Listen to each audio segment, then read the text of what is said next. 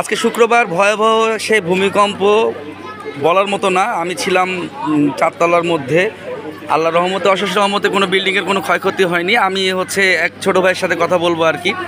বিষয়টি হচ্ছে যে, ভাই তোমার নাম? আমার নাম মোহাম্মদ ফয়জুর রহমান হাফিজ।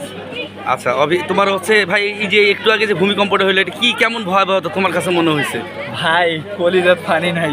যখন বিল্ডিংয়ের ভিতরে আমি ছিলাম তখন হয়েছে আপনার দেখি কলমের সাথে বাড়ি গায়ে আমি আরেক কলমের মধ্যে গিয়ে লাগছি।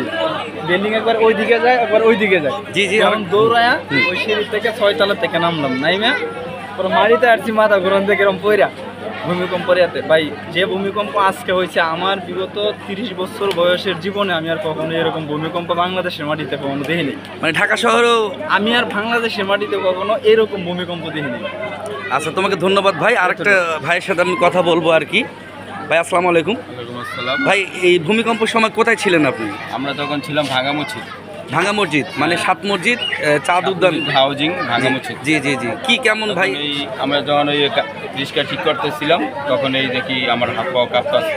তখন আমি তাতে করে এক সাইডে চলে গেছি। তখন দিয়ে যে সরাসরি যে কাঁপতাছে, দোকানপাটও কাঁপতাছে, তখন আমার গাড়িও কাঁপতাছে। রাস্তা মানে এইরকম ভূমিকম্প আর মানে ঢাকা শহরে কখনো দেখি নাই। এই ভূমিকম্প দেখা হয় না, এরকম দেখি নাই। আল্লাহর অশেষ রহমত, শুক্রবারের দিন আল্লাহ আমাদের হেফাজত করুক, তাই না? আচ্ছা ভাই, ধন্যবাদ আপনাকে। এইরকম টাইপের ভূমিকম্প ঢাকা শহরে এই প্রথম। আল্লাহ মাফ করুক, আল্লাহ আমাদেরকে হেফাজত করুক, আল্লাহ আমাদের গুনাহ মাফ করে দিক।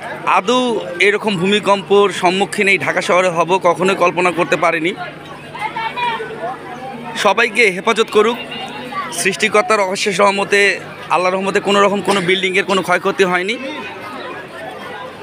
ভালো থাকবেন, সুস্থ থাকবেন। আসসালামু আলাইকুম, আল্লাহ হাফেজ।